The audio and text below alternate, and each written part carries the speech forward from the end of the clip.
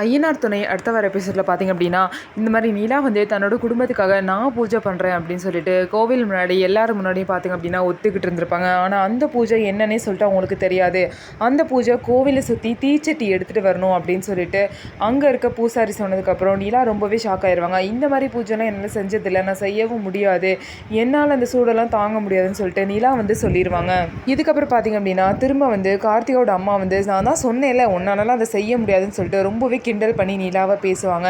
So அவங்க வந்து என்ன யோசிக்கிறாங்க அப்படின்னா, நிலா வந்து நம்ம இத்தனை பேர் முன்னாடி நம்ம வந்து அந்த பூஜையை செய்கிறோன்னு சொல்லியிருக்கோம், இப்போ வந்து நம்ம செய்யாமல் இருக்கிறது இந்த குடும்பத்துக்கு தானே அசிங்கம், நம்ம அப்படி பண்ணக்கூடாது, இவங்கெல்லாம் கிண்டல் பண்ணுற நிலைமைக்கு நம்ம ஆகக்கூடாது அப்படின்னு சொல்லிட்டு நிலா பார்த்திங்க அப்படின்னா போய் சாரியை மாற்றிட்டு வந்து தீச்சட்டி எடுக்கிறதுக்கு ரெடி ஆகிட்டாங்க. கையில் தீச்சட்டியை வாங்கிட்டு கோவில் ஃபுல்லாக வந்து சுற்றி வராங்க.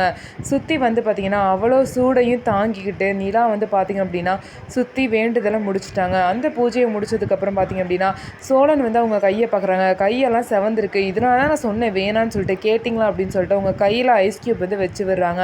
நிலா பார்த்திங்க அப்படின்னா ஸ்டார்டிங்கில் வேணான்னு சொன்னாலும் நல்லபடியாக பார்த்திங்கன்னா தைரியமாக அந்த பூஜையை முடிச்சு எல்லாரும் முன்னாடி பார்த்திங்கன்னா கம்பீரமாக நிற்கிறாங்க. ஸோ நம்ம வீடியோ உங்களுக்கு பிடிச்சிருந்தா நம்ம வீடியோவை லைக் பண்ணிக்கோங்க, மறக்காமல் நம்மளோட சேனலை சப்ஸ்கிரைப் பண்ணிவிட்டு பாருங்கள்.